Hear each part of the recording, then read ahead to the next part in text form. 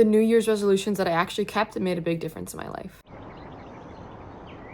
I did not charge my camera overnight, so I'm back to my iPhone to film this video for today, but I'm basically just going to talk about my New Year's resolutions. Why is that so hard to say? My New Year's resolutions that I actually kept over the last couple of years or last year or so that made a big difference in my life. It's a list of 5 things, nothing crazy, but made a big difference. So here we go. Number 1 is complimenting either strangers or people you know, just when the thought comes to mind. Like if you look at your friend and you like their shirt or their top or maybe their makeup looks really good, the second that you think the compliment, just say it. Or even a stranger, just say it, because you never know how far a compliment can go. Maybe they're having a terrible day, maybe they really needed that. Or if you just do that, you're just finding the good in everything. You'll see way more positivity throughout your life if you just do that. And it just makes you feel good because you're complimenting someone, they're flattered, or they're just thankful that you said that, and makes you feel good, makes the other person feel good, and in a sense makes you look for the good things in life.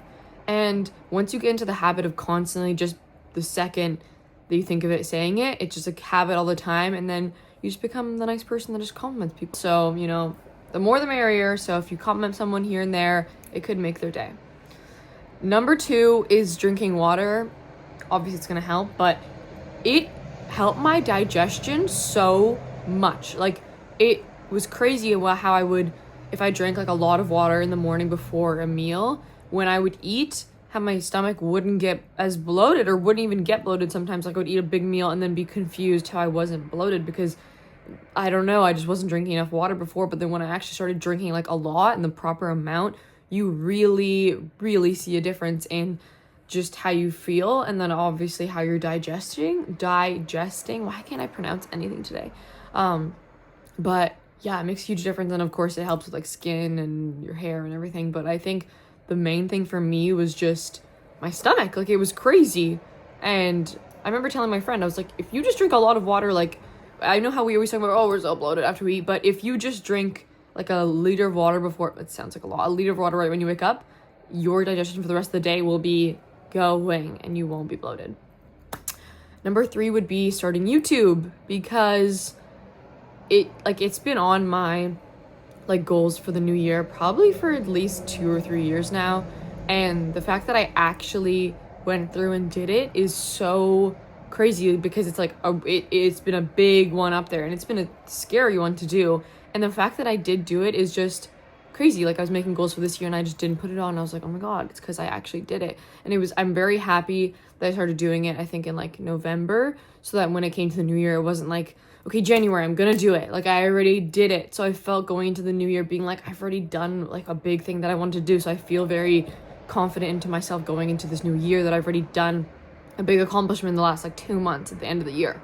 Because it's kind of nice to more so in like September, October, November, like get your life together almost as if you're like going back to school, instead of like using January 1st as like we are starting fresh and going to the gym and doing 75 hard and all this crazy stuff. Like, maybe doing it halfway through the previous year so that you feel more accomplished going into the next year, into the new year, instead of being like, oh, I need to start over. You know, people always do that January 1st, everyone starts going to the gym and the gym's so full and so on.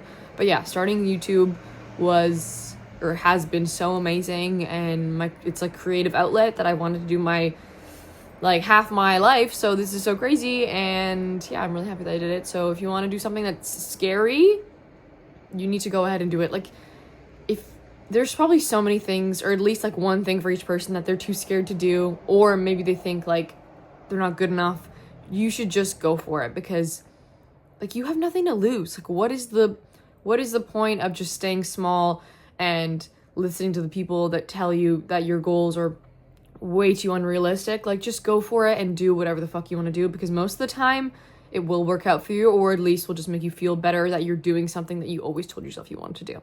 Anyways, number 4 would be journaling my entire year. Okay, wait, I think I brought journaling my entire year twice. So this is my first time I did it, which is full. This time you can't really see, like, this one has way more pages in it, so bear me on that, but this one has way more pages, So I'm probably going to do my 2026 journal also in this one because there's so many pages left. Clearly this one I did way more like junk journaling, like putting random shit in it because it's way more thick, and this one maybe just more writing.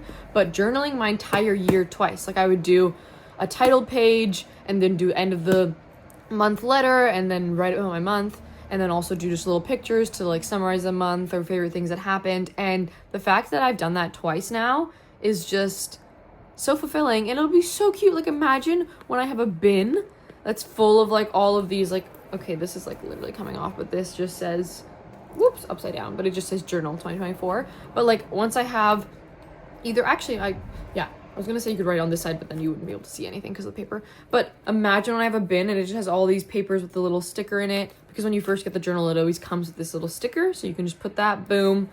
Maybe I need to actually tape it on harder, but the fact that I can just write that is so cute, and have a bin full of these journals, and I can just open it and be like, oh my god, I forgot that I did this month in this year a million years ago. Like it is such a cute concept, and being able to look back on it, it's basically like also why I wanted to start YouTube, because this is like my journal, but it's video, which is crazy because in years when I look back, I will be like, wow, like I can't believe I was doing this, look like this, was saying this, anyways, so on. But journaling is so fulfilling, and you don't have to make it like super, it doesn't have to be like you do it every single day. It could be once a week, it could be like, it doesn't have to be every single week. It's all up to you. It doesn't have to be all writing crazy things about your life. It could be just pictures. It could be just random, like I literally will have random like trash, like random things I collect, and I just put it in there because I'm like, that reminds me of that time.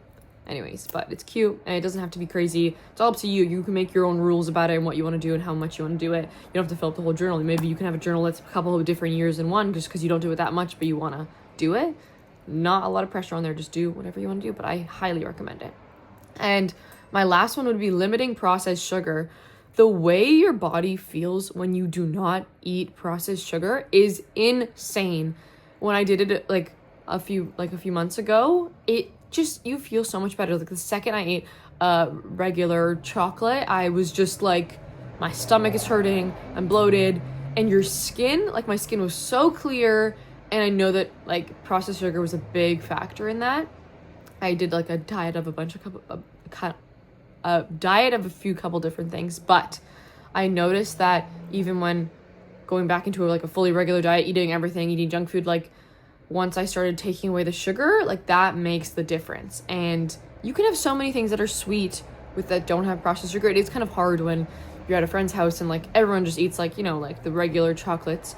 But there's so many desserts that you can make out there that do not have processed sugar, that you could use cacao or peanut butter, and there's so many different recipes that you can do. Maybe I should make, honestly, like a freaking little recipe book, because during my diet I made so many little desserts that didn't have sugar in them, or at least processed sugar, like monk fruit or like something that's a little bit better, maybe coconut or just maple syrup or honey. But definitely makes such a big difference in your skin and how you feel and just everything.